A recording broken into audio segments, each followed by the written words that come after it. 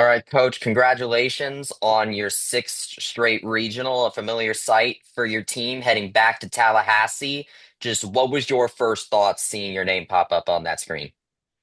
I mean, what's really awesome about what this team did is we knew we were going, it's just where. And that's a cool feeling to have because we have had some years where it's like, okay, we know we've done some good stuff, but like, are we going to get in? And we knew for sure, especially with the, 1 through 32 rankings that we were going to get in. So it was just a matter of knowing who was going to be like 9 through 12.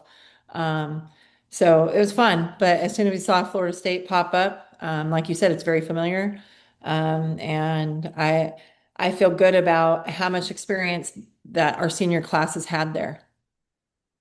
Kind of speaking to that senior class, can it talk about what it means to be able to have a group of seniors get to experience a regional setting every single year of their collegiate softball careers? Yeah, I mean, it's something that I cannot say. I didn't get to do that. I only got to do 3 years. So I'm so proud of them and just the footprint that they're leaving here at UCF. They're not done yet, and we still got a lot of work to do. Um, but it's something that they set out to do, especially in the recruiting process. We talked about, that's the goal is every year it's a tradition, and to be able to set that tradition for UCF softball, I'm proud of them because, again, it's an idea from the coaches and the staff, but they put it into play, and they're awesome and they're built for it, and I know that they can do this. Coach, what do you make of this regional field? Of course, Florida State and Stetson are familiar foes for you guys, whether it's this season or the past couple of seasons. But Jacksonville State hasn't the program hasn't faced them since 2007, and all three of them are conference tournament champions. So, what were your thoughts on seeing the rest of your opponents kind of take shape? Yeah. Well, I think a lot of our schedule were postseason champions. Like we saw a lot of teams that had their trophies and their pictures, and we had played a number of those teams. So I love that, we have a strong regional. I think that that's just speaks so highly to our game and the parity in it. And yeah, I'm excited. I've never been a part of a team playing against Jacksonville State, so I'm excited. It's always fun to just face a new opponent and then also know a few opponents that we have faced, whether it was this year or in the past. So I think it's a really strong regional, and I love our response from our team when they saw our name up there. Um, I actually think they wanted that regional, and so it's fun to be able to play in our state and have that familiarity, like I said. Are you familiar with Coach Julie Boland and Jacksonville State? How much have you been able to learn about the Gamecocks over the course of your softball career? I don't know much. I mean, I know who that coach is. I know, I've seen, what they've done, but I got to do some studying. I don't know if it's being a mom and really maximizing my time in all areas, but I typically will focus on us mostly, and then some of those teams here and there, and then my good friends in the game. So got some scouting and some studying to do. Going back to having a Florida regional coach, I mean, how does that impact the players, right? Do they pay much attention to it? Do you pay much attention to it? How does that change the overall vibe in the team? Yeah, again, I think the first time that some of our team played there at in Tallahassee.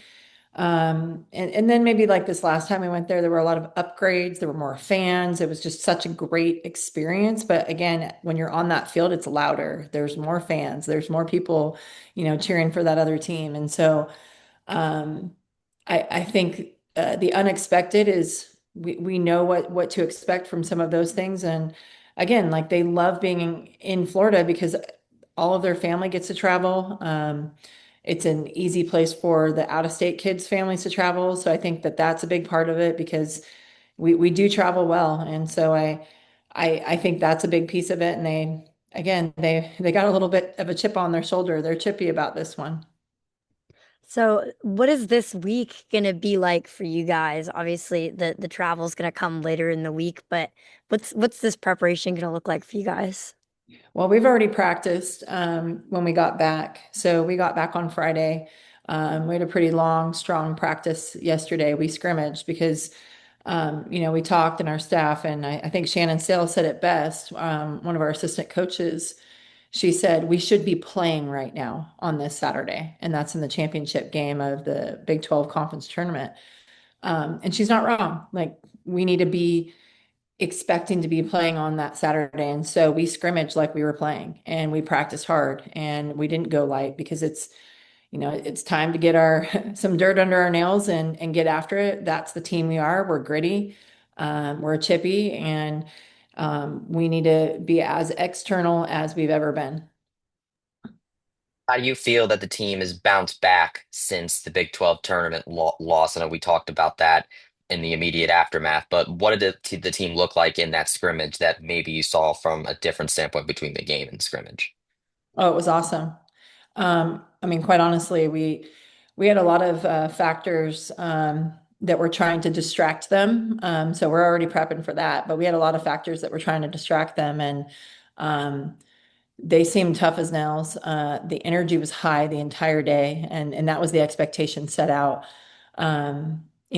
I think if you know our program and if you've been around us, I am definitely feel like a mama bear with these women. They're just such incredible human beings. And they're also some great softball players. And so right now I'm kind of being that tough coach bear right now for them. And it sometimes hurts at times, but like I'm putting the pressure on them. I'm making them uncomfortable. It's what needs to occur because again, we're better when we're chippy. We're challenging them every day. We're telling them that we're expecting the standard to be the standard and nothing else for every single rep. And they brought it. And then, I kind of internal stuff, but I'm gonna throw it out there. I told them I don't know if they can do it again tomorrow. So, don't share it with them. I believe they 100% they can.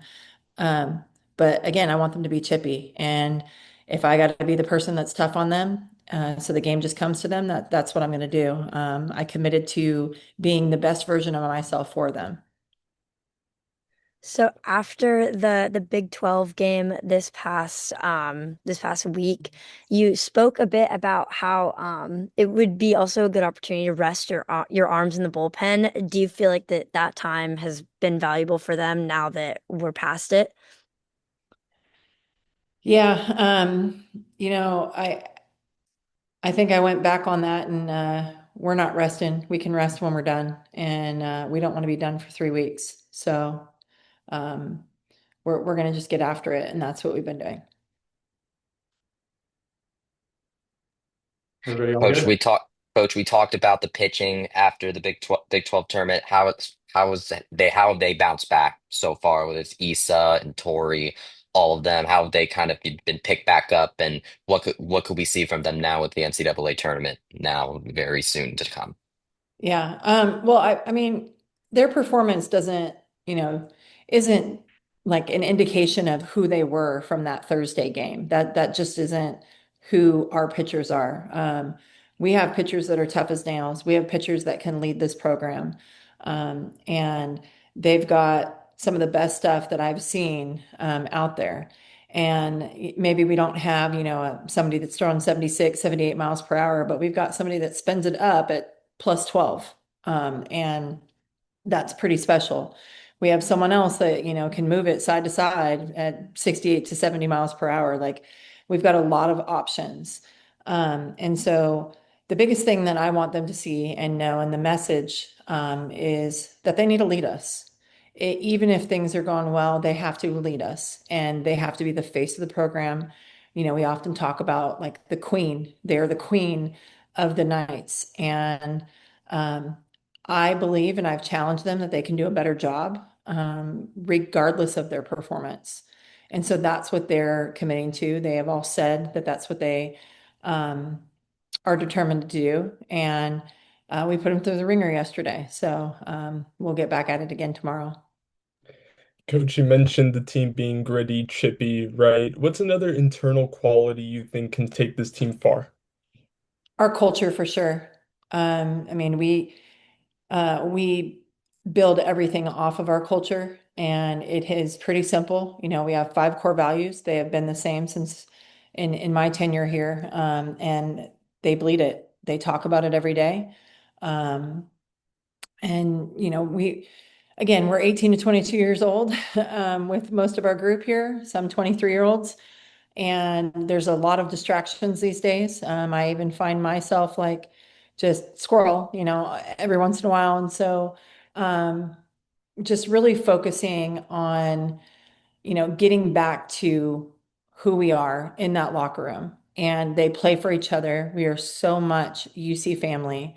Um, and we're just not afraid. We're disruptors, you know, and that's the other quality that I would have. So our culture and the fact that we understand like we do more with less. We do invite hard things in, and like we're going to take this tough route. Like we know we have a lot of big time opponents ahead of us, and we're going to take it and chip away one game at a time. But it's time for us to turn on that disruptor for sure. Coach, you talk about being a mama bear for your team. What's it like to have this team gathering and receive this news on Mother's Day? Yeah. Well, I mean, they started off the day awesome. They brought me flowers and a card, and um, I mean, it's been an amazing day. I got to spend it with my family. I got to watch my son play. One of my sons played baseball. They spoiled me, and then to, you know, finish it off with my 27 daughters that I have is what I feel. And so just to see them, you know, be able to celebrate themselves and all the hard work that they put into it, along with our staff. Like, you know, I know that I'm a big mama bear and I love, but I am hard and I push hard and I want the people around me to push me too. And so our entire staff, like I'm challenging them and I expect them to challenge me. And to be able to be here today in that room and see our name go up again, what did you say, the sixth time in a row? I've lost count, but and I hope to continue to lose count because that's our tradition. But to be able to say that's what we do here, I mean, I there's no words. I'm incredibly proud and honored, and just feel blessed. We'll do one more for Coach.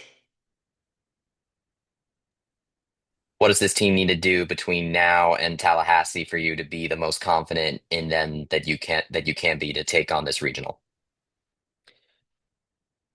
Well, it's time to play our softball. We've done it in little spurts, but it's time to put it all together now. And it's time to set our individual stuff aside, um, and go play night softball, better than it's ever been done. And we don't look back, we just keep pushing forward.